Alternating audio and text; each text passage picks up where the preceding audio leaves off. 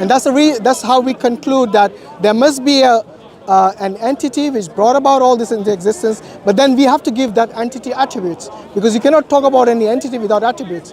And that's why we say it. In order for it to create, it must be a willing agent. To create, the ability to create, it must have intelligence, it must have a will. You cannot say it doesn't, because then it wouldn't make sense for it to bring about into existence this universe. Okay, so that's the most plausible explanation. It's gone to a point where it's like it really is hard to not agree that there is. But as the journey of our argument, okay, we're at a point where it's hard to argue that there's no ultimate creator that's always existed. No, there is. Okay, it's hard not. That's the most plausible explanation. Yeah. At the point we're at now. Good. But what I find tricky now then is like. What is that being? Like, what is that? Is what?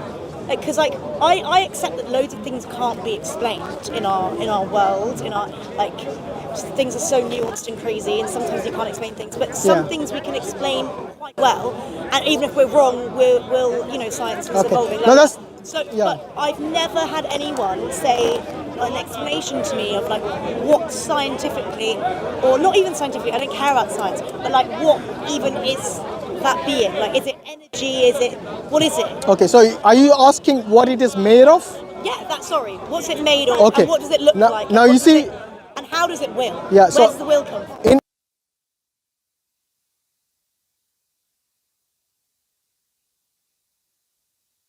Example, could be heart, could be a brain. Comes from a human being. So all of that, all of it goes back to your consciousness. All of this, including your will. Okay, if you're conscious, only then you can willingly do something. Okay, if you're unconscious on a bed, even if you're willing, I don't know, metaphorically, you still can't do anything. So it goes back to your consciousness. And then we believe that God, because now I'm using the term God for the first time in case you didn't notice, because we have come to the conclusion that this being is intelligent, has a will, and has the ability to create. At least these three things we know that. And the other thing is it's uncreated, because otherwise it would be contingent. So it is a necessary being in this case, and the necessary being at least has these qualities, these minimal qualities at least. Now, when we look at the Quran, we know that this being is able to communicate with us. Okay, so it didn't just create us and then say, yes, go about your daily life as you wish. No, it is.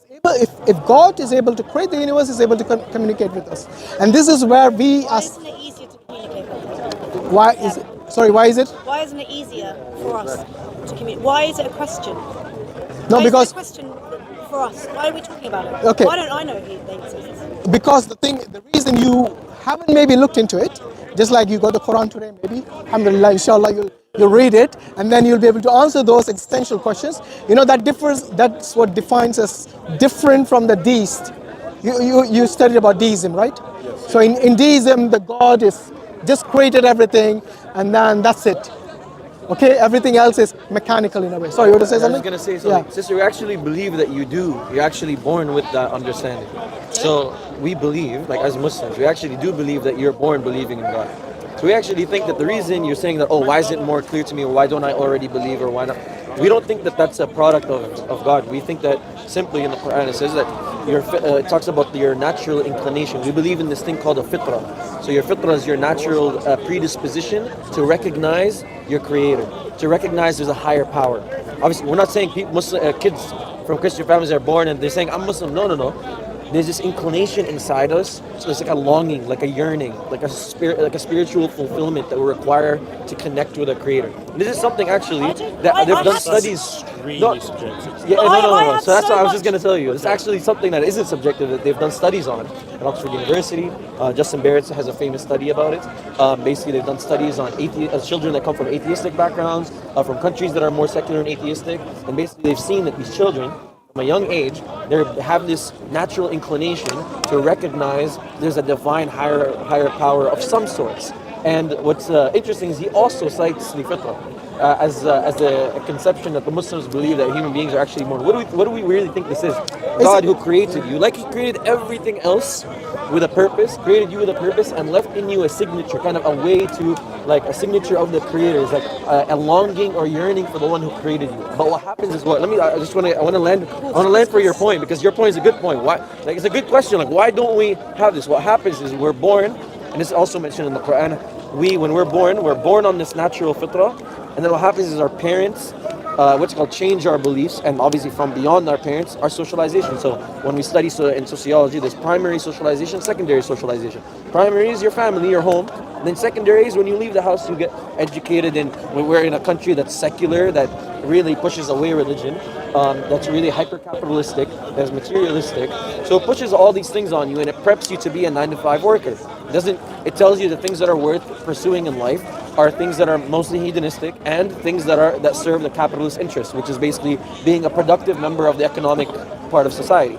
So it doesn't give you value in, don't spend time like searching for your purpose, or searching for whether God created you, or fulfilling these spiritual answers.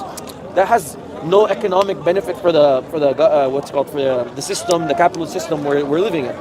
So it pushes away these things, and you get socialized. And by the way, not just you, all of us, we all get socialized into this. And what happens is your fitrah becomes veiled. So we believe the fitrah could be unveiled and veiled, and they're clouded basically. So when you go through all of this, your fitrah gets veiled, and when you start now looking into... I have a deep yearning of energy within me, which is not really to do with a belief in a higher being. It's to do with like appreciation of like the amazingness of the world and life, and also I'm not a 9-to-5 person. I want to like be a traveller. It's not really like I'm within this. So you're already breaking away from your socialization in one way. I'm within this socialization, but I know what you're talking about with this inner inbuilt, whatever this study is proven. It's a natural inclination, a disposition. But I think that study, you can't really like prove it's not one, by the way. All those children have been within some kind of socialization themselves. Like I used to write in my diary about God. So I'll explain to you. So what they do, like, generally speaking, like, or it could be your inner, natural disposition, which you didn't realize is actually making you think about. You asking these questions about and wondering about the nature around you. Actually, that itself is from the fitrah, because you're asking these existential questions. Where did all this come from? This is so. Just 1 second. I want to to your point about 2 points. You mentioned gratefulness and appreciation, and you mentioned the point about the studies. So these studies are peer reviewed. So I don't want to get into a back and forth about like how valid it is. If they're peer reviewed, they're peer reviewed. Like that's what it is. And it's not one. There's a lot of studies, and in fact, the Sorry, popular. I just want to go back to what did this study try to prove again? It's showing that generally human beings are born with a natural inclination, a natural yearning, and a natural belief to recognize a creator. Like basically, what is the conclusion? And this is a lot in the psychology of religion. You can look into the psychology of religion. They have some literature on this stuff. It's basically actually atheism is not the default position. In fact, it's believing in God. Atheism is actually an acquired position, they call it in the literature. So why? Because atheism is a positive denial of something that we generally as human beings believe is true. If someone was born just on like a desert island, never met another person ever again. Yeah, they would believe in a creator. You think, but okay, a creator or God? Or no, they would because we believe God is the creator. So it's not. So it's the same thing. Yeah, it's the same thing for us. If you look at all the ancient civilizations, I personally don't think one would believe it. Let me tell you how. Actually, there's a whole range of our arguments in philosophy, ontological arguments, a priori arguments. There's also teleological arguments. All would work on an island. So ontological argument, you just what's it called, from a priori principles prior to experience. Just through contemplation of concepts and things, you get to a conclusion, a rational conclusion that God exists. Teleological. A priori is pre-experience reasoning. So basically, if you're on an island, you could just through the contemplation on just reason, like you try to reason your way to God through contemplation. This is something that philosophers do with somebody. There's actually like what's called discussions about people on islands. Can people on islands get to God? Yeah, of course. And because look, if you look at, brother, just one second. If you look at all the ancient civilizations, you will say they worship something or the other, whether it's something which is a being which they don't give a form to, they always gravitate to believe or worship something. Okay, but many times, like you said, the fitra, your natural disposition is clouded, and then you might gravitate towards something which is incorrect, wrong, and it happens through nurture, not through nature, but through nurture, through your family, through your environment, and so on. But then let's go back to what we were talking about. Trying to except for this necessary being. Do you believe that there is a necessary being which brought about the universe into existence now? That's just one just really quick, one important point, because you mentioned appreciation. Because we're trying to show you actually what we're trying to ask you to ponder on and accept is actually something you're actually yearning towards closer and closer. Because what did you say? You said, I have this appreciation. I really want to. No, I'll tell you. So, but in the Islamic conception, what we see actually denying the Creator is the ultimate form of ingratitude. So what you're doing is the opposite. Actually, you're saying, I want to appreciate. You're looking to appreciate. What you're doing is actually in line of what we're saying to you, because what we're telling you is to accept Islam, become a Muslim, which is what? Accept your Creator and submit to Him. This is the ultimate form. Sorry? Oh, let me... language is also really weird. I'll tell you why we say submitting. When we submit, we're saying what? We're saying, you gave us everything. That's why it's the ultimate form of gratitude. Because we're saying, look, nothing that we have came about from ourselves. You didn't work for your eyes. You got it for free. You didn't get a receipt for your eyes. You don't have to pay for it. When you go to the doctors do stuff for you, you have to pay for it. You pay through it, taxes. I get the NHS here, it's free and stuff. But generally, you're still paying. You're still paying in some sort. You're taking part in society. You're paying in some sort. The point is, you have everything. Your parents, all the blessings you have in your life, this universe that you exist within. Everything that you have is from this Creator. So submit. What do you mean by submission? Is basically the will of God, and your will is kind of in sync here, because He wants you to know Him and to appreciate His creation, and that's how you appreciate Him.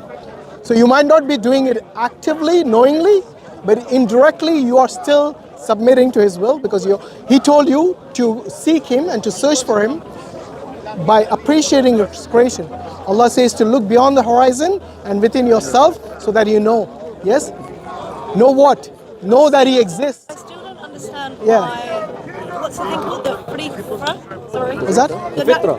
Fitra. Yes. Fitra. Yes. Fitra. In English, The Fitra. The natural disposition, basically. I still don't understand how that is enough to explain why. Oh, no, we're not saying that's enough. I just told you that's My question was, okay, so why don't we all, as humans, all just agree that I gave you the point. You know why? It's because we have these, God gives us the fitra, but then fitra could be clouded or it could be unveiled by what? Your socialization and what things you consume. So you think that the and what reason things why you do. not everyone agrees with believes in God is because of... Their fitra has become veiled, yes. Because of things they've consumed. For example, somebody who consumed, a lot of, even experiences. Somebody who went through horrible experiences with religious people, clouded their fitra, and then they started doing, for example, very irreligious acts. That also clouds your fitra. Then they consumed a lot of atheistic literature, also clouds your fitra. So basically, it's a part and parcel with living in a multicultural society where you'll meet people from all walks of life. You also will commit actions. Some of them are good actions that will uncloud your fitra. Some actions are actually actions that will cloud your fitra. For example, somebody will tell you, I don't know why I can't connect or seek with God, but then they do ungodly actions. We believe that ungodly actions, of course, they cloud your fitra, and they cloud. In the same way, the concept of numbing your conscience. For example, somebody who's trying to seek God but is killing people. You see what I'm saying? So they will have What about a more realistic? What about a more realistic example? Somebody who's lying all the time, somebody who's cheating people out of wealth, somebody who's cheating on their wives, any actions that are immoral in the sight of God, and you're doing them, but you're saying you tried to seek God. This will numb your conscience. It will numb your fitra. I think we probably have done an over fitra thing here. She had a point about that why is a good point, but so basically, earlier when I said God is able to communicate with you, that is something that you need to ponder on, because if God can create all this universe, then surely He can communicate with us. And the communication, Allah says in the Quran that God sent messengers and prophets to all the nations of the world. So it's not like He has left us unguided. So the guidance for us is that Quran. And that is what we mean. If you read the Quran and you ask questions based on that, you'll come to the understanding that this life of ours has a purpose. You know, like everything that we have, even your clothes, even your necklace, it has a purpose. Why do we as human beings, who are more complex than anything that you see around, not have a purpose? See what I mean? And this is what we need to align ourselves with. What is the reason we are here for? And what will happen to us? You know, one day we're all going to die.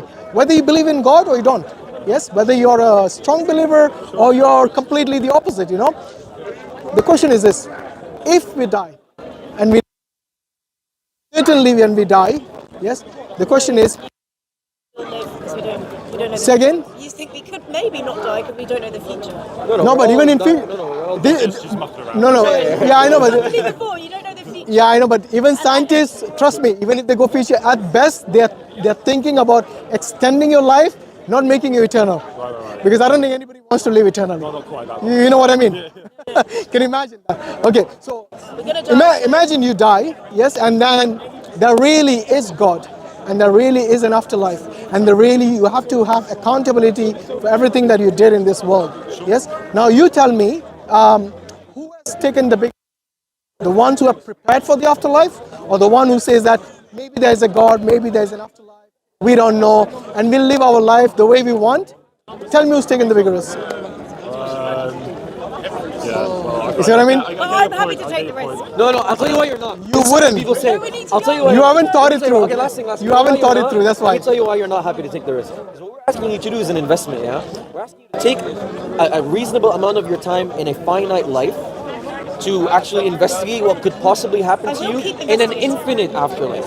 See the point? So you really, as somebody who's grown up in Western society and stuff, we really care about being happy, I right? can't wait to come back to life and be like, fuck, No, right. seriously. No, but you know, for you taking the risk, it's basically like you saying that I got a test in a week's time, but then I'm not going to prepare for it. I'll take my chances. But I don't know That's if exactly what you're doing. And not just that, you really care about having a happy life, right? In this life. Do you care about having a happy life? Yeah. Okay, so if you care about having a happy life in a finite life, imagine how much real care you have if there's an infinite afterlife. That's a good argument. I'll think about it. So just keep that in mind. Keep it in We're not mind. asking you to do something unreasonable. We're telling you, look, if you really care about happiness in this life, you're going to care a lot more about happiness in an afterlife. And why? We're also not. It's not arbitrary that we're telling you look into the Quran. Why? Because, like my brother said, what's called throughout history is demonstrable. We have the stories of many people in the past who came and claimed that they've had a revelation from this Creator. Yeah? Now, you could now try going and assessing every single civilization, but you don't need to do that. All you need to do is assess just rationally. The first person you assess is the person that came for you, who claimed to come for you. Jesus said, I've only come for the lost sheep of Israel. Judaism is an ethno-religion. You're not Israelites. The only prophet that you could look at historically that said, I've come as a mercy to mankind until the day of judgment is the Prophet Muhammad, peace be upon him, and he says that the final revelation is the Quran. So rationally, this is the first thing you'd investigate. So we're not saying it's arbitrary, just because we're Muslim, investigate the Quran. It's like, no, it's like, if we were in the time of Jesus, we'd be followers of Jesus. We wouldn't be Christians though, because Christianity is something that came well after. Jesus wasn't walking around saying he was a Christian. So same with Moses, the term Judaism came after Moses. I think one way to shortlist, because obviously we don't have the lifetime to go and investigate every religion. So what I normally say is that shortlist the religions which claim to be monotheistic. You know, because if you have more than one God, you will have problems, you'll have chaos, isn't it? Like if one God says... Yeah, I don't know. Lovely. Anyway, thanks for your time and look into the Quran. Yes. Crispin, it's fine. Nice to meet you. All right, take care.